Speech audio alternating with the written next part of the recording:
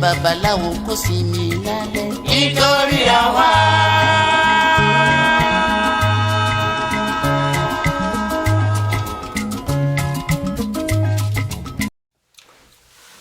Good morning, viewers. Once again, this is Fred Wankwo coming to you from our studios in Chicago with another edition of Bold Talk on Allen TV.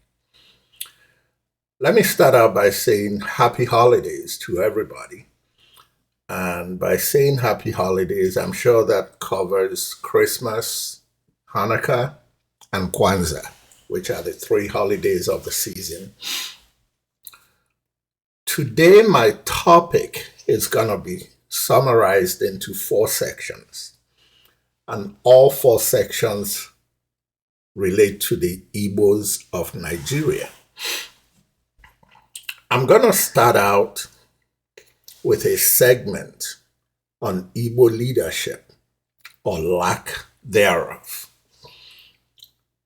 But because my ideas can be very controversial, it makes me happy to say that the Igbo leadership or lack of leadership is actually going to be addressed with a soundbite or some sound bites from an Arise TV interview of a highly qualified Igbo lawyer, politician, and political analyst in the name of Dr. Chima Naji. Then I will follow that segment with a video by a Yoruba person who calls himself impersonating an Igbo person and trying to sound like an Igbo person who is talking to Igbos about their ills and cautioning them and saying we need to do better, we need to change. And then I'll move on and follow that successively with beautiful sound bites from an Igbo admirer of Yorubas as she highlights a series of praiseworthy traits that Yorubas have that calls for the rest of the country to emulate. And that's really a beautiful thing.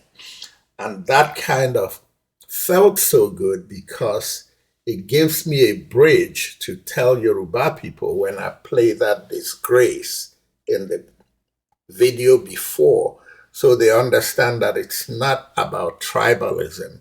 It's about talking about better ways for us to be one united Nigeria. And I'm going to conclude the video with a lady that today I call my Nigerian queen. It's an Edo lady, but figuratively saying to Igbos, Ebezina, I got your back, and you're doing nothing wrong. In the meantime, let me introduce the Arise TV interview with Dr. Chima Naji, and then I'll come in on the other side. Now, our second guest is a lawyer, politician, and public affairs analyst, Dr. Chima Naji. And he now joins us to assess the performance or lack thereof of governors in the southeastern parts of the country. Where really is the problem with the southeast governors? Is it about the fact that there is no oil windfall coming to them? Or is it about the fact that, as some people have observed, there is really no leadership when it comes to the collective administration of the southeastern interest? Will that be the trouble with the southeast from your own assessment? There is a scramble for the southeast. A scramble in the sense that you don't want this child that was born to walk, because you believe that if the child walks, it might be able to challenge you to a duel. So in leadership recruitment in the southeast, the best is not usually the critical focus. It is those who will do the bidding of the masters that have been able to corner the power in the Southeast, such that year after year, the Southeast remains a pygmy in terms of development. And yet you have giants in all fields of endeavor, in the business, in commerce, in academics, in creative industries, in their own individual way. But there's no effort because of that spirited element that is insistent on holding the Southeast down through poor leadership. And where any leadership is about to show any desire, trouble is fomented for that person. Some people were promised that they will be made the president of this country. And they started jumping because somebody said, if you want me to behave like a monkey, you give me banana. So they threw banana and they started jumping like monkeys. These days we don't have focus. There's no philosophy. There's no ideological orientation. By leadership, a rudderless leadership will lead to no destination. Dr. Naji, you described, referred to some of the Southeastern governors earlier as crooks. Just curious as well, in light of your views around this topic, is there a particular governor or a couple of governors that you can say confidently have actually shown exemplary work in Southeastern Nigeria? Is it the current governors or just governors both in the past? They can be governors of the past, somebody that gives us an idea of what you consider an exemplary governor from Southeastern Nigeria. If, for example, we have had a lot of issues or maybe testimonies about P2B, investment in education. There are things you invest in, they have multiplier. If, for example, when P2B was a governor, we heard he spent money to give every child laptop, invested in education, and it reflected in the outcome, in the national results, the national exams, and so on and so forth. Human development has no alternative. Decay that is happening in the Southeast is that there is no development that assures that there will be further development. In the sense that, for example, educational development. And many of these governors know better because their own children are being trained abroad. They're investing heavily, state money, because some of them were nobodies, but today they have become multimillionaires. Dr. Naji? Of the very people. Are you confirming that Peter Obi is a Yes. person? Okay, just to clarify that. Okay, all right. Peter Obi was certainly one of the exceptions. Certainly one of the exceptions, because everybody has known now. I didn't know this much when he was the governor because he was not on the radar. But today, you can see how everybody has scrutinized him. The scrutiny on P2B is unprecedented. It is just like doctors going to the rectum and they could not find feces because the individual has been able to clean his system properly. So I don't know of any other presidential candidate or any other candidate for that matter, whether governorship, state government, Senate, or any of the chambers of the National Assembly that have been subjected to the kind of scrutiny. And he just comes out glowing. And that's why some of us believe that he's the future of this country. And the youths who the future belong to are gravitating around him. Okay, all right, Dr. Naji. I mean, where you are now is actually interesting because that was where I was coming to. Of course, we can conveniently say that Peter Obi is the front liner among the top four. But will it bother you that no big Igbo name, no single governor of the southeastern Nigeria has come out openly and boldly to queue behind his candidacy? I am not surprised, and it wouldn't bother me, even a single minute, because a system will select its own people. Peter Obi was accused as an ethnic candidate, and if it pleased God to wither those people who would have come with that albatross for Peter, then so be it. They say that the position of the ego provides envy and jealousy in the kite, because the kite can never assail to the soaring height of the eagle, if you get my drift. Some of these people think that once they say power should come to the southeast, they will position themselves to do what they had always known how to do best, how to kill the interest and motivation and the future of the southeast and sell the thing on a platter of selfish aggrandizement. Those who are at the bus stop today,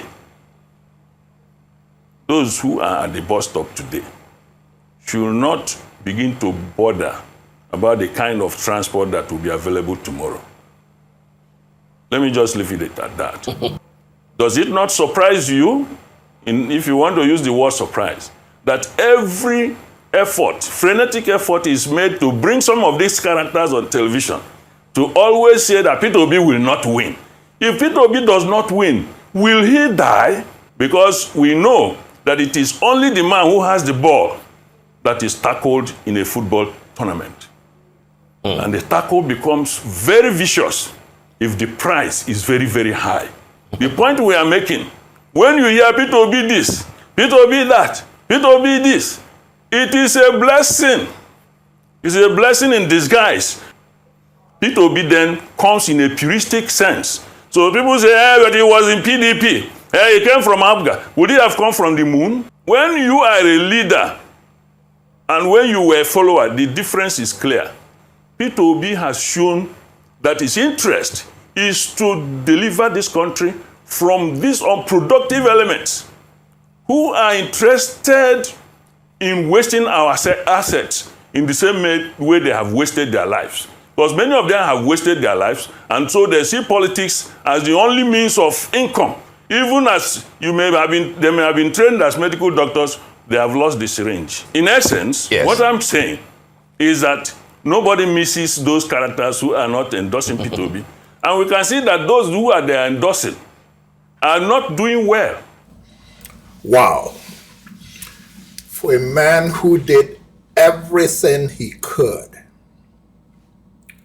to avoid stepping on toes, Dr. Chima Naji nailed the problems we have in Igbo land. But most importantly, directly or indirectly, he described the source of the problem. The Igbos who are culprits deserve to be ashamed of themselves, but it's important to see that there is a deliberate, unspoken, unwritten agreement that was connived at the end of the Civil War. That is the bane of all the problems that exist in Igbo land, but cleverly designed with ignorant Igbo elders as collaborators to wreak havoc in Igbo land in achievement of financial goals that do nothing but take care of their families and their cohorts. I want to say thank you to Dr. Chima Naji and use that to segue into Igbo bashing. An Anambra man cannot buy a land in Enugu, and Enugu man cannot buy a... We are a people that will kill our fellow brother because of a piece of land. We are a people that have so much hate and believe we are better than other tribes, that Igbo tribe is the best. We are a people with no respect for our Igbo women. We are a people that hate Nigerians so much, but yet we are one of the people that have destroyed the image of Nigerians. We are a people that hate Fulanis. We are a people that hate Hausa people. We are a people that want Biafra, a place where there is no free speech. We are a people that have so much hate in our heart that even after we lost the Civil War, we have not healed from the wound of the Civil War. We are a people that want to be president of Nigeria, but yet we hate Nigeria so much. We are a people that will travel all over Nigeria to open up businesses, set up shops, set up investments, but anybody that comes to our land to try to invest, we label them as trying to come and take over our land. We label them as trying to come and take over our inheritance. We are a people that destroyed Nigerian regional system of government. We are a people that believe that we are the dominant tribe, that believe that the Igbos are the most important tribe in Nigeria, but yet we condemn Fulani for dominating the Nigerian politics. We are a people that hate the British, hate the Americans, hate the Europeans, but yet we want to play big in the world stage. We are a people that claim to be smarter than everybody, wiser than everybody, know everything than everybody, but yet our land is still underdeveloped. We claim no intention of domination, but yet we have our eyes on the Niger Delta and on Port Harcourt, because we know that the 5 eastern states is landlocked and it cannot stand on its own without those Niger Delta region. Why don't we change? Why don't we embrace peace and love? Igbo, it is time for us to change. I'd like you to go back and re-listen. There is no Igbo person that calls Igbo Indigbo. There is no Igbo person that calls Enugu Enugu. There is no Igbo person that calls Daniel Nze Daniel Nze. And there is no Igbo person, except probably if they grew up in the West. But even at that, I grew up in the West. There is no Igbo person that says people. Igbos say people or people. They don't say people. So this guy is a Yoruba person. But that's not the point. That's irrelevant. What's relevant is that whoever paid him to produce this garbage should have done a better job of hiring somebody who speaks Igbo well enough not to give away his ignorance, or hire an Igbo person that's willing to sell out and do your dirty work. I know that doesn't represent my Yoruba friends. I definitely know that does not represent the point of view of progressive Yorubas. The only reason an ignorant person will make the kind of video and spew the kind of venom that this guy just spewed is because they are working for a group that is controlled by the cabal that is determined to make sure that they frustrate the efforts of progressives that are saying enough is enough. This video is not targeted at Igbo people. This video is targeted at the Peter Obi campaign because they understand that the ground is shifting and Peter Obi's momentum across Nigeria, including in southwestern Nigeria, is building. That momentum is building because Nigerians see honesty and willingness to unite Nigerians. And the Southwesterners who are going to take Peter Obi to Asha Rock can smell a rat. They know whose camp wrote this, but it's okay. There's a 2-minute video that I did not mention at the beginning, but it ties so well to the ignorance we just heard spewed in the last video, because this video is made by somebody who is either Igbo or Rivers or Robo. By the way they talk, you know it's not a Fulani person and it's not a Southwesterner. But the beauty of this video is that it's really uplifting about Yoruba people about a trait she sees in them that the rest of Nigeria needs to emulate. Why am I bringing that video after the ignorant bashing video of Igbo people? Because it's my way of saying, why can't we all just get along? Kì í ṣe pé mò ń try láti bash àwọn Yorùbá náà, ó tì. But video tí bọ̀bọ̀ yẹn make àti gbogbo àwọn irọ́ tó pa nínú video yẹn is detrimental to unification in Nigeria.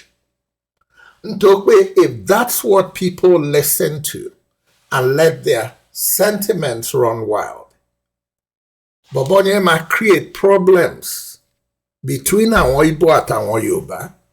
What I just said in Yoruba language is that what that young man impersonating an Igbo person, knowing that he's not Igbo and he's likely a Yoruba person, was saying is not good for the unification process of Nigeria. It riles up sentiments in a way that if it goes out of control, could create a lot of problems between Igbos and the Southwesterners. But before I play you the video of the lady I just described coming up, here is what I want to say about that last video. Igbos are not the most tribalistic Nigerians. All Nigerians are tribalistic. Igbos will sell land to anybody who needs land. If you don't cross the river Niger to go into Igbo land to live and work and even plan to stay, and you don't request that you need land and you want to buy land, nobody is going to sell you land. Igbos are buying land in Lagos and any place else because you are selling land to them. They need land, you sell them land because they work hard, they have the money, they can afford to buy it. You are richer because they bought your land. We need to stop the ignorance. Every bad thing, every bad trait you see in an Igbo man, you can find in a Yoruba man. You can find in an Hausa man. You can find in a Fulani man, and a Do man, and a Bibio man, and a Ijaw man, and a Urobo man, a Middle Belton, all across Nigeria. And every good you see in an Igbo man, you can duplicate in a Yoruba man, a Fulani man, an Hausa man. So let's stop this bashing and put our hands together as one people and understand that there are more things that unite us than things that divide us. Listen to this lady about the kudos she's given to Yorubas, something I think the rest of the country really need to think about and see that there are better ways to build bridges, whether it's on religious grounds or tribal grounds. Just listen to this lady. I love her tape, and I found it just before I went on air, and I thought I should bring this in as part of this discussion. I think black people as a whole can learn a thing or two from the Yoruba people of Nigeria. I mean, one thing I love about these people is the fact that they treat religion the way it's supposed to be treated. I mean, you can easily see several Yoruba families with different family members practicing different religions. They have this freedom to the extent that they can easily switch in between religions. And sometimes, if you are looking from the outside, you'll be confused and wondering, which religion is this person actually practicing? But now, I really admire their level of religious tolerance. If everyone could have the level of religious tolerance that they have, a lot of problems that we have in Africa will not be in existence. But think about it for a minute. I just feel so good that I'm ending this on a high, starting with this lady and obviously ending up with Aisha Yesufu. I mean, the pride we can all feel and the lesson we can all learn about how Yorubas take religion. It is religion. The day we die, we're all going to the same place, 6 feet under. Where we go from there depends on our faith. We can all learn from that. And I'm really glad this lady made this video, and I hope it goes viral in the interest of Nigeria. The next video is from Aisha Yesufu. I want you to listen to Aisha Yesufu. Don't listen to her from the viewpoint of her praising Igbos. Listen to her from a viewpoint of her being objective when it comes to looking at Nigerians. Today it may be Igbos that she's talking about. Tomorrow it may be an ignorant Igbo point of view about Fulanis or Southwesterners that she's going to address, and she will address it objectively. I know she is. Please listen to her, and then I'll come in and conclude. I see many of you most times talk about the fact that you are hated all over Nigeria, that you're the tribe that is most hated. And I said to you, why not? Why shouldn't you be the tribe that is most hated? You have to understand something. The hatred or anger or annoyance or whatever it is that people exhibit towards you, it's not personal. You represent success. You represent can-do spirit. You represent never give up spirit. You represent audacity, or that an audacious spirit that we dare, that we go, that we succeed even when everybody is seeing failure. Then how do you expect that you will not be hated? Your business is to keep shining and keep doing what you're doing. Your business is to continue to be audacious. Your business is to continue to dare. Your business is to see where other people are seeing failure and you see success and you put in the work and you're not afraid to put in the work and you go in there and put in the work. Of course they will hate you. Did you think they will like you before? Do you think they're going to bring roses and give you roses? No. Because in what you're doing, where they have given, where a lot of people give up and do not try and do not persevere and do not continue, you dare to. Then you prove everybody wrong. When they say that certain things will not succeed, you make them succeed. Then how do you think that you will not be hated? Come on. You can't have it all. You can't have being successful, being audacious, being daring, being an achiever, and then you want to have love. That's not possible. Why are you bothered? Let me give you an example. I'm an Edo woman.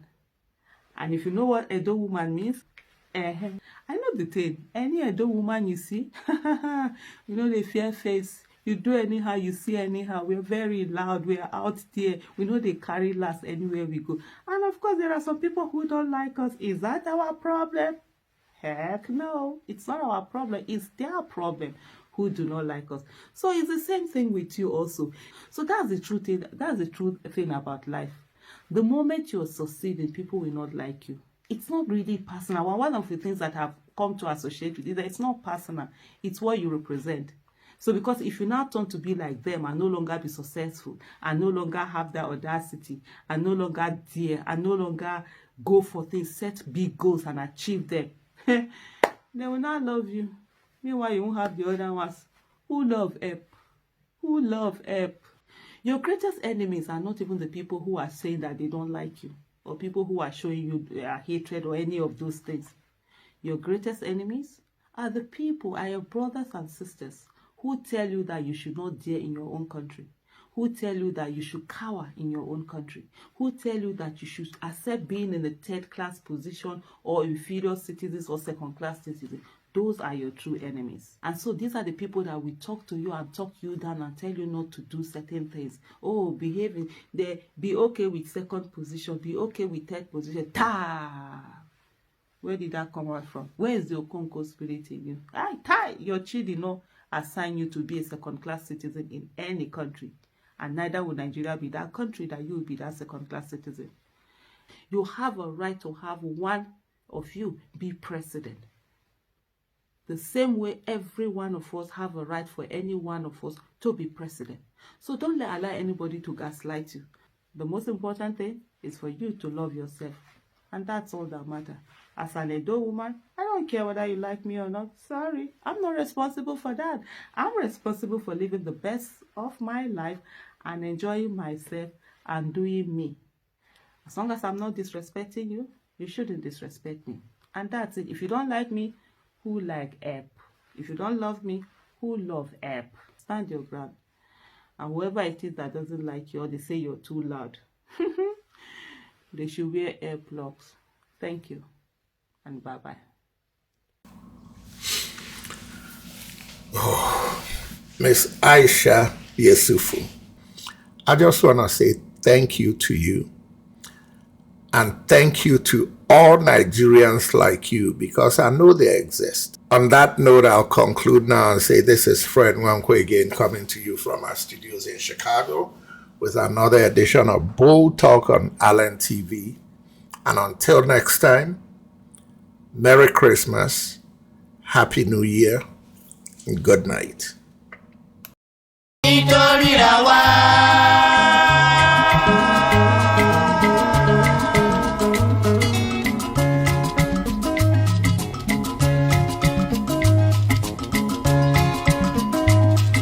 Jẹ́ kí babaláwo kó sinmi lálẹ́ nítorí àwa.